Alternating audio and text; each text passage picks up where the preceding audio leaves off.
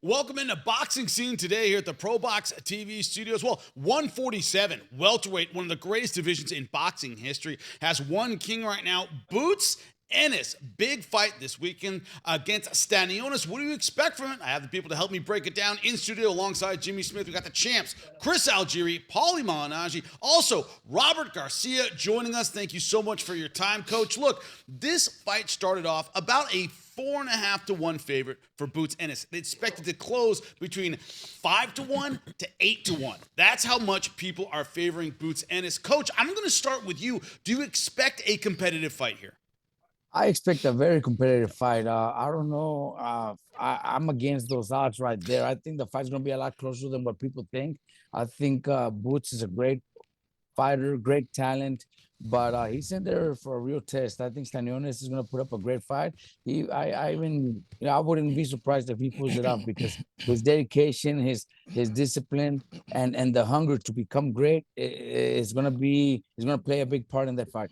Is that what people are thinking about? Paulie, let me start with you.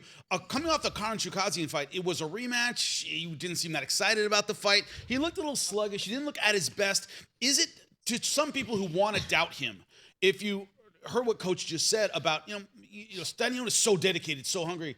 He didn't look hungry, Boots, last time out. Is that part of, you think, maybe why Stanionis might have a shot here? I think Stionis have a shot regardless. Okay. I think Chukadzian made an adjustment. He was a bit more physical in the second fight. Has that your Eastern European mindset, a bit more physical. That's Stanionis naturally. He doesn't have to, make any adjustments. That's who Stanionis is naturally. When it comes to Boots, we know what we got. He's a quality world class fighter. But there are some things that some dimensions to his game that maybe he's a little more hittable, or he's there's things that he may need to work on. There's things that may cost him against certain kind of fighters. Listen, I think this is a high contact fight. I think it's a good fight. In my experience, when odds are this wide for a fight that's very competitive, usually it's because the politics are involved. So can Stanionis get a decision in this fight? Is that why the odds are so wide? Because the odds to me are crazy. Like, that's not supposed to be that wide. Supposed to close at 8 to 1. But does that mean that a fighter can't get a decision if he does win? Can Stanionis only win by knockout if that's the case? So in which case, yeah, then the odds sort of start mattering, right? This is what makes me start to think, only because in my experience, I've seen this kind of thing where then, you wind up with a competitive fight. You always thought it was a competitive fight. You couldn't figure out why the odds were so wide. And then when the underdog does end up winning, he gets robbed. So you're like, that's why the odds were like that, because you weren't going to get a decision anyway. So I start to wonder, and that's not to say Stanionis definitely beats Boots. I think it's a competitive fight. I think it's a good fight. I think it's going to be an entertaining fight, and it's going to be a worthy fight for fight fans to watch and be excited about. But it does make it a little bit fishy, especially in the wacky world of boxing. What I am curious about, and Chris, I want to know how you see it. Boots right now 33-0, Stanionis 15-0. As far as his pro career, not a lot of fights for a fight this big against a fighter this talented. Is that why the odds are so skewed?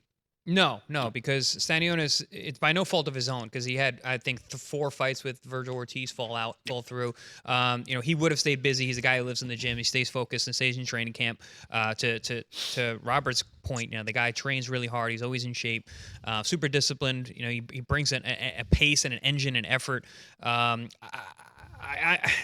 Paulie's making me think about why those odds are, because I didn't realize they were going to be that wide. 8 to 1 is insane. Is the expected close, not the odds right now to Regardless, start out 5 to 1. Yeah, 5 to 1. Me, Yeah, because even 3 to 1, it's like, all right, well, that's getting closer. But I think this is a real fight. Always has been. I think stylistically, the way these guys match up, and some of the flaws that we saw from the very, very, very gifted Jaron Ennis in recent fights, and his struggles with the weight, makes this fight even closer. His last fight, in a moment of honesty in the post-fight interview, he goes, "I got to move up. The weight's too much." You say that in that interview, but then you start talking about 54-pound fights, and then decide you're going to come back down to 47 and take on the best guy in the division other than you. It leaves me some question marks about Jaron Ennis, and he had trouble with a very physical Karen Chukadzian, who I think a lot of people don't rate as high as he actually is good. But I think Stanionis is better. And I think he's more physical, and he's a workman-like guy. He's physically strong, not a big puncher. But ultimately, he's going to have to get a decision, like you were saying, Paul, because Stanionis is not a huge puncher. And I think he's kind of small for welterweight as well. So he's going to have to be what he always is, a grinder, an effort guy, an engine guy, and he's going to have to get in Boots' face and really just rough I don't rough think him that's up. that tough to do. I don't know not. if Ennis He lets is you walk in the front door. Yeah, Ennis is the guy who likes to walk in the front door himself. He has a bit of Philadelphia mentality to him in that, he's got all this talent, but he welcomes a fight, So I don't think Stanionis is going to have trouble finding him, and I think they're going to find each other, and that's why I like the fight. I like that to me, it's going to be a high contact fight. It's going to be an intense fight. A lot of the fight's going to be fought in the pocket. Yeah, and I still think it's competitive, man. It's again, you got my thoughts on what those odds are. I don't know what Robert thinks as well, But also, Robert, I want to ask you, you're Virgil Ortiz's coach. You were getting him ready for Stanionis on multiple occasions. What did you see that you believed your guy could take advantage of that maybe Boots can take advantage of? Look, honestly, in Boots and Stanionis, it's big difference. There was talk about Virgil fighting Boots, but also Stanionis. I think there's just totally different fights. Different styles. Even though they both come to fight, I think Boots does come to fight. With that style he has, Philly style. But look, it's at the same time it's totally different. I think they both have to. We would have to work very, very different to fight them. On their own card, on their own fight, because they are both. They just have a different style. But I think this fight right there between each other is gonna make a perfect fight. It's gonna make a fight full of action. And I don't honestly, like you guys are saying, I don't know why the odds are make such a difference. I think the fight is a lot closer than what people are actually counting. Paulie might be right. Politics might be involved. You never know. All the money's coming in Atlantic City. I really don't know. But there's no way. I think this fight should be 2-1, 3-1 max. Well, the thing is that, the odds makers, they'll tell you, look, our odds shift depending on how people bet. It's not our fault. People are betting in on Boots. He's the more recognizable name. He is a Philly fighter. A lot of the money coming in from the United States. Hey, look, we don't make people bet. But where did it start? Because I get that that's usually late money. That's usually late money. And the thing is, is Boots even a big enough name to change the line this big? You know what I mean? Like, Boots is a big name in boxing. 430 to but 1 he was hasn't, the first. That's what I'm saying. Yeah, like, so the 4 to fact that 1. it even started that high is crazy. You know what I mean? So, because, Boots is not like a Canelo type where the fan base will come in and swing the whole odds of a fight, or a McGregor or a Mayweather, where an entire fan base can come in and swing the odds. You can't, or even live betting, where it's like there's so many people watching that the odds do swing on a live bet in a lot of different directions. This is before the fight, and Ennis, with all due respect, is a name in boxing, but he's not been given the platform to become a name outside of boxing. He's not a crossover star. So, and for that reason, you can't have these odds moving this way. Like, again, for me, it's shady. For me, it's shady based on my experience in boxing, based on what I've seen in boxing. Honestly, I have seen, though, this just on internet chatter, when I said this fight was a real fight a while ago, and I had people storming down on me like, nah, man, the guy's tailor-made for Boots. Boots is too much, but Boots is gonna dominate him. Watch. I'm like, I'm looking at that like, well, you don't know what you're looking at, but okay, thanks for your input. So it it lets could us just know be what people think. It just could be. That's what I mean. Right. It could be that this mentality or aura surrounding Boots is driving this, that people are stepping out of their shell and be like, nah, put that money down early. I don't know, or it could be, conspiratorial. Well, we'll see, because Ennis could win outright, and yes, there is no controversy. But I'm telling you, if this fight winds up being competitive, it winds up being close at the scorecards, Stanionis ain't getting it, because those odds. That's what those odds tell me.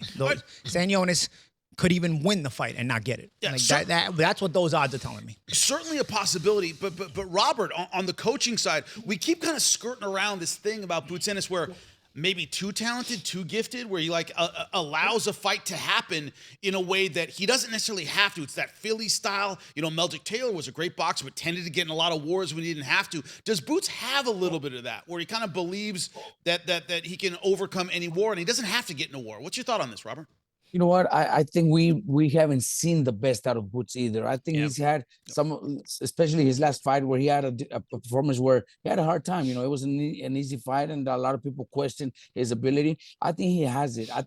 He just, got a little too comfortable at home, fighting at home, a rematch that he had already beat, somebody that he already beat. So I think Boots has it. But even going at that, where I think he has everything that a great fighter has, I think this fight is not easy. This fight will be difficult for him. I think he will be tested. And if he goes out and performs and shows the world that he's, that he dominates with no problem, then, that shows that's the fight that he needs. This is the fight and the performance that he needs to show the boxing world that he's one of the best in the world. But I want to say something. Please. Boots' talent is the kind of talent that beats you into submission. It's not a dazzle you talent. So you know, Meldrick Taylor was Meldrick Taylor because Meldrick Taylor couldn't beat Pernell Whitaker. You know what I mean? So just the same way as Jaron Ennis can't beat Terrence Crawford. You know what I mean? Like there's talent there, but there's a mentality there as well, and you're not changing that. You know what I mean? So he fights. He beats you into submission. He doesn't dazzle you. He doesn't trick. Flash.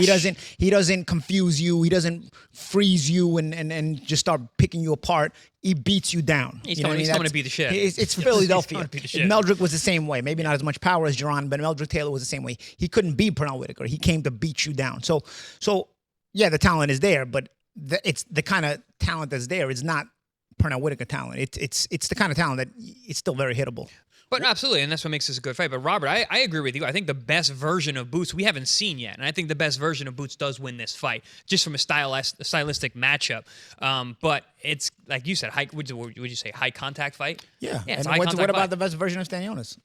I we think seen it? the best versions of these two. No, we haven't, because we haven't seen much of Stanionis at all. But I think on paper, the best versions of both these guys, if they were to fight, I go with Boots. So let's go to the physical side. Paulie, you had a great point when we were talking about Lamont Roach Jr. You said he can be the man at 130, or he can fight at 35, where he is competitive maybe. He's in that mix. He has big fights, but he's probably not the man in a division that's super talented like lightweight. Might not be the man. Is it a similar thing for you, Chris, when it comes to Boots at 47, where you can stay at 47 and be the number one guy, or you can go up to 54, probably the most talented division in boxing, and be in the mix, but not necessarily the guy, and he chose to be at 47? I'm going to Please. step in 1 second. We're getting ahead of ourselves. That answer depends on the result of this fight. But go ahead, Right, Jim. but the fact that he didn't, I was about to say that. We all thought he'd go up to 54 before this fight. He chose Well, he said he was not- going. He said he was He going. said he was going to. Yeah. So what I'm curious But about. Roach doesn't have a Stanionis in his weight class at 130. Right. I don't think, not that anybody stands out like that. Yeah, exactly.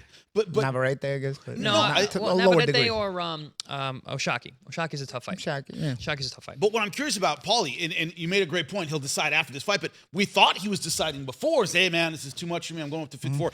Didn't end up doing that. Chris, does that tell you anything about how he's feeling physically, or is it how he feels about 54? Like, do you read anything into that decision? I think this is more of a business decision for him to stay at 47. I think that, he had that rare truth after the fight, which after the fights, it's hard to, you're not, especially if you're tired and you're struggling with the weight. Yeah, in a tough fight, like you sometimes you just say things. It's hard to hold guys accountable after fights. You don't get it once you get a chance to kind of Like chill out and simmer come down. down and deflate a little bit. Decompress. Let the adrenaline chill out. You get that dump. You think more clearly. Yeah. Get hydrated, drink some water. We've all been there, dude. It's like coming. It's like coming. Any life. 100%. No, It's not just about. It's not just about getting those goggles. Where the They call that post-nut clarity. Yeah, exactly. any life decision, guys, mind you, it's not just It's with really women. true, Any life dude. decision, Yeah. you gotta come So first. post-fight clarity came to. Yes. Now we're talking boxing. So post-fight clarity came Maybe to, even boxing. came to Boots, and he said, you know what? There's an opportunity here, legacy-wise, to be able to collect all these belts. But I gotta take it from these guys. I like the fact that he's going for number 2. This is number 1, number 2 in division, right? I don't. Yeah, I if you're know gonna this- stick around. But, Go for the top guy. I like it. Yeah, I like it too. If you're gonna I've stick always around, liked Ennis's mentality. He's always Yeah, he's a chased these fighter. fights. It's just he hasn't been able to acquire them, and that's why I think his name hasn't been able to become bigger than it is. But also, so is Stanionis. Stanionis was willing to fight Virgil. Yeah. He's willing to Yeah. fight. Yeah. Now he's in the ring with you Butch had to Ennis. make this fight. Nah, If you were staying at 47, this fight had to be made. But you didn't have to make it right away. This happened right away because these two guys want to fight the best guys in the division. Yeah. Robert, from a coaching perspective, when in camp does someone's difficulty in cutting weight become an issue, right? Because at first question. you're kind of getting into shape, and then you start going, these pounds aren't coming off the way we thought. Like, when do you as a coach go, man, I don't know about this cut? When does it happen? Oh, look, I know that if the fighter is disciplined and does everything correct, and then come the last 2 weeks before the fight, and you see that there's going to be a problem, then that's when you decide it's time to maybe look into moving up in weight. You also know your fighters. Some might not be eating the right foods, drinking the right liquids and stuff, and that's their fault. And you know that it's because they didn't do it right.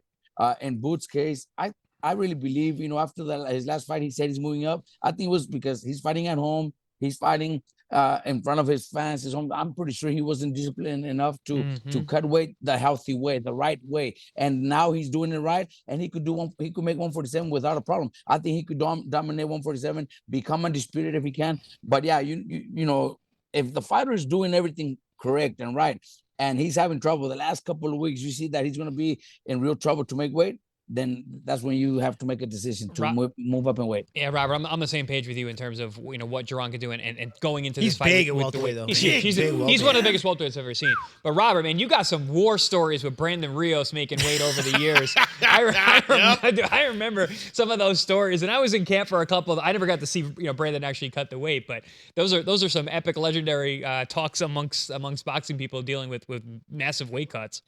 And that's why I'm telling you, when you're talking about disciplined fighters, Brandon loved to eat. He loved to eat candy, drink soda and stuff like that.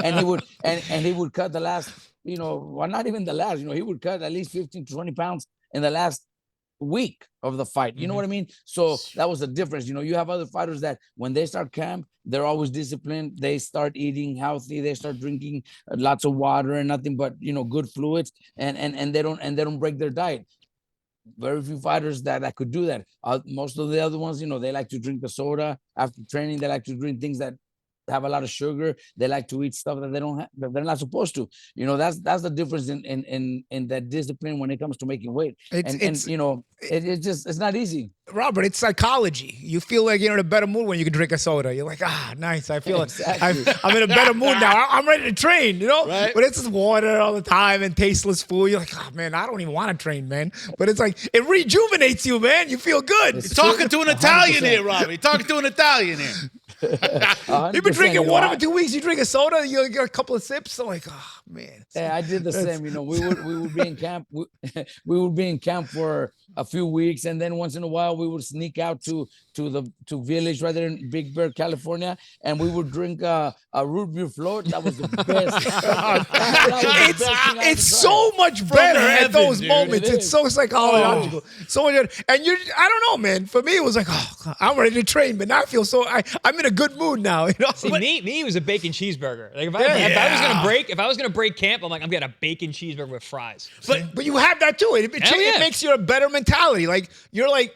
You'll take the couple of pounds you got in the middle of camp. You're like, all right, it's okay. I'm ready to really hit the gym hard. It always happens when you're about to have a mental breakdown in camp. Yeah. And then that lifeline is that soda or that burger or that taco. It's because the last 2 weeks you can't afford it anyway. Right. That's why you have mental breakdowns the last 2 weeks, and you're in a bad mood and everything. Because you're at the point where you kind of want to have that little cheat thing, but now you can't because you're too close to the weigh-in, and you gotta make that move to the weight.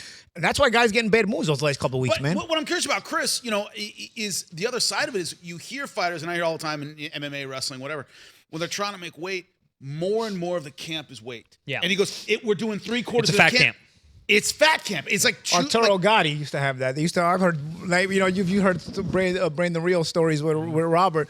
I trained in Vero for a couple of weeks, and I trained there after Arturo left. But the stories that were circumventing in camp for Arturo were crazy. Like they told me they found a pizza under his bed one time, and he was like, in the hotel, and he's like, or in the room, whatever he was staying in. That ain't mine. That wasn't mine.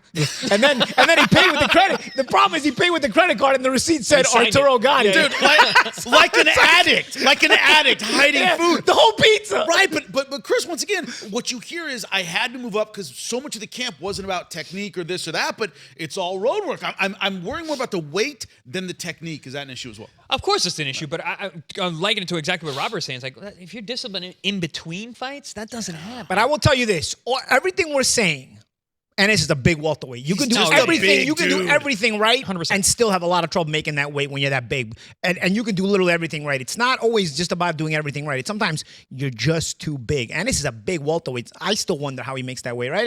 Him and Spence are the two biggest welterweights I think I've ever seen. Anyway, if we keep making weigh-ins further and further away from the day of the fight, like now we're at like the morning the day before. Soon we're gonna be 2 days before, then Yeah, 3 days before. ceremonial, We're gonna yeah. start seeing 6'5" welterweights who come in the ring at 190 soon. If they keep making these weigh-ins further and further from fight night, which is also another ridiculous thing. That's another reason why Ennis may be able to still make welterweight because the weigh-in is a week before at this point almost. But it's also, I mean, they're going to be in control of the card too. He is the A side. But back to your point, Jimmy. You know, so there are guys that have that. And maybe they have the discipline power. Maybe they do fall off a little bit. Maybe they go back to their country. A lot of guys are foreign fighters. They go back to their country. They come back and they put on his weight. Yeah, so we had that problem with Rakimov, right? Yes. He came back. He looked very flat. Very flat. In Russia Very for a while. flat. But speaking of Russian, Sergey Kovalev, because I know he did a camp before his camp.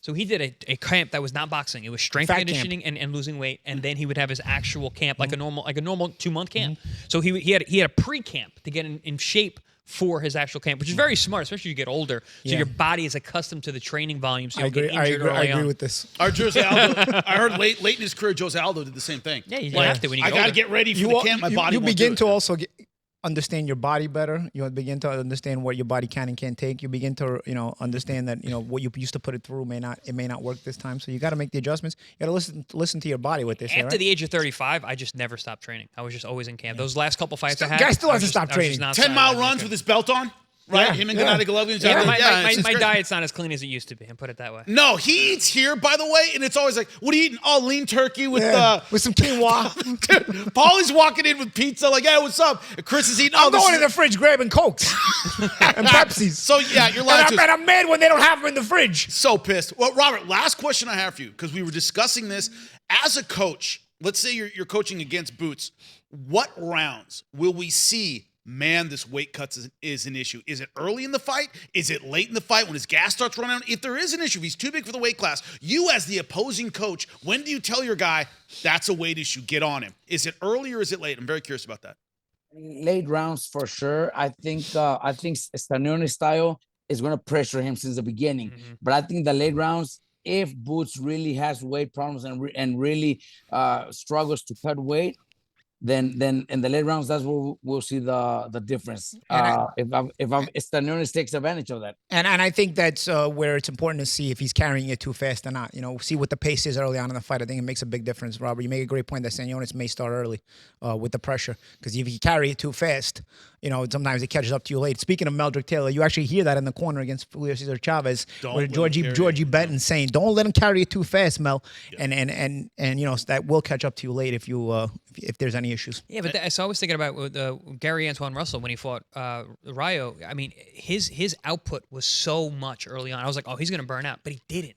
Well, like I said, there's what you can and can't carry. You know what I'm saying? I think you also know from camp, your trainer, your corner knows from camp what you're going to be able to carry. I've seen guys though that had struggled making the weight, and they actually start slower, because it takes their body to kind of like kick in the gear. Because you've also gained so much overnight. Yes. So now you've got to warm into the fight. You're feeling you're basically a waterlogged. Yeah. You're waterlogged at that point. You put the sodium and electrolytes back in your body. You've loaded up on your liquids, your hydration. You fill up, and sometimes you'll even see guys. They look a little puffy. That's another thing as you get older. Your post weigh-in meals and stuff like that. Post weigh-in preparation has to be different if you're gonna step in the ring feeling right. And then what you'll see is those guys, they'll start a little slow because they're sluggish. They're not used to the body that they're in.